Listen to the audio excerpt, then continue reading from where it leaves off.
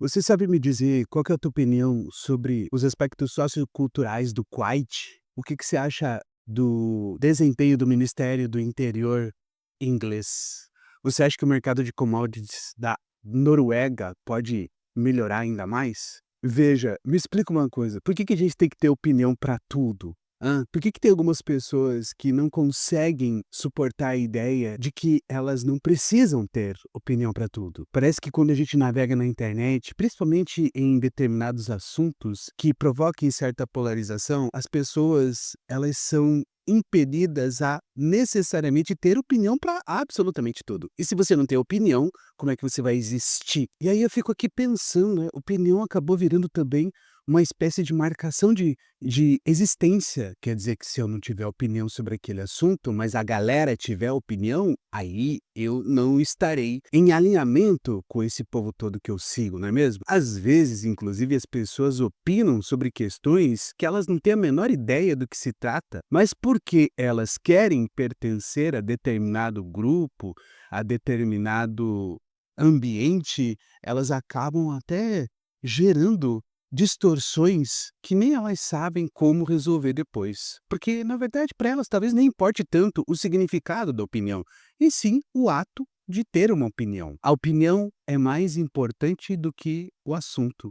A opinião é mais importante do que, inclusive, a própria realidade dela. E o que que a gente pode compreender quando a opinião tem tanta relevância assim e não tem tanto compromisso com a coerência, com a coesão, com qualquer tipo de lastro de realidade? Eu fico lembrando aqui daquilo que o Freud escreveu no texto de 1914 sobre o narcisismo, uma introdução, que você pode também ter acesso com tranquilidade, com facilidade aí na internet. Esse é o primeiro ponto que eu quero destacar, né? Uma visão centenária anterior ao nosso universo contemporâneo, mas que mostra um ponto que parece-me muito claro nesse contexto que a gente está aqui refletindo. Opinar, em alguma medida, é também um investimento ao prazer, é um investimento libidinal. O próprio Freud mostrou isso nessa reflexão do texto de 1914, mostrando que, na medida em que a pessoa acaba se percebendo, opinando, ela também tem um prazer imenso se percebendo, participando da, né, no caso aqui do nosso contexto, dessas relações, dessas comunidades que possam integrar um alinhamento ideológico, um alinhamento político, ou nenhum nem outro, e sim apenas um alinhamento. E se a gente começar também a pensar nesse tipo de coisa, é prazeroso para a pessoa se perceber também pertencendo nesse movimento opinativo. Ela tendo opinião, então ela também sente aquela vontade de estar presente naquele lugar. Isso é uma forma de você também investir, numa espécie de pulsão de vida.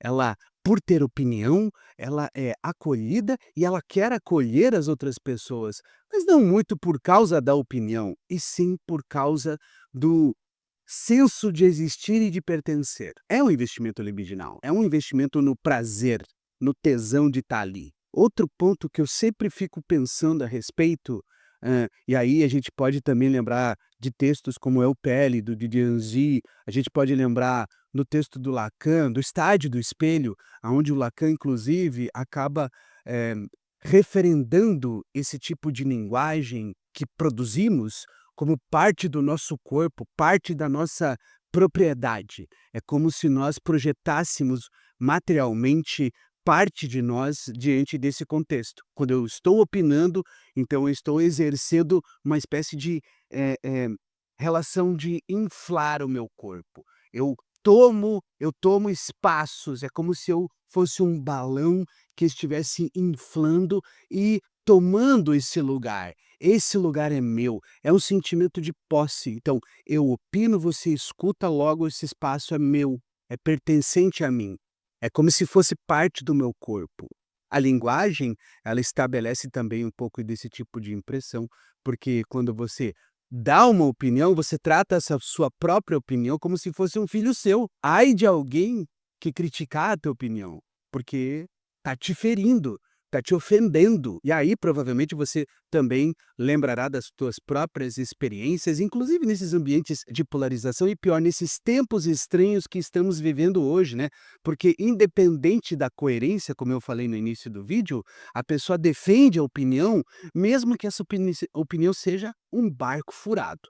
E também lembrando ou fazendo uma conexão com o que o Lacan havia, de certa forma, refletido sobre essas questões materiais, né, de presença, inclusive da linguagem, como se houvesse essa possibilidade de materialização.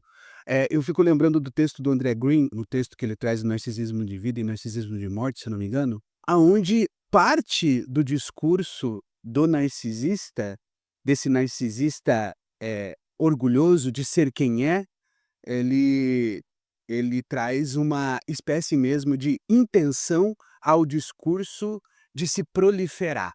Ou seja, além de eu tomar o espaço para mim, porque daí é também um ato de prazer, eu desejo de que esse espaço se prolifere e, ao mesmo tempo, dê frutos, e esses frutos acabem se tornando uma espécie de legado.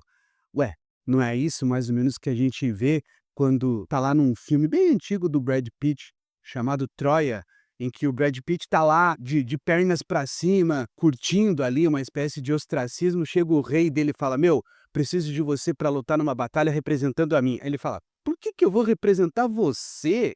Quem é você na ordem do dia?". Aí o rei, de forma manipulatória, fala: "Não, veja, você vai me representar, mas o legado que ficará para a história provavelmente será a sua coragem.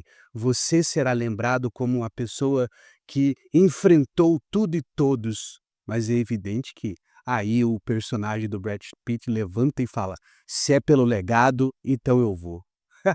Ou seja, a opinião, ela também está associado a esse aspecto narcísico, aonde você está defendendo também a ideia de ser reconhecido pela sua própria opinião. Se você gostou desse vídeo, eu quero que você me ajude compartilhando, com quem você imagina que possa se interessar por essa reflexão. E eu quero também que você possa participar ainda mais da comunidade Psicanálise da Prática. No Instagram, você pode, seguir Psicanálise Ponto na Prática e também no TikTok, Rafael Cardoso PR. Se você achou interessante este conteúdo, participe aqui, comente sobre esse vídeo aqui no YouTube e vamos tentar trazer mais enriquecimento ainda para essas questões. Até mais.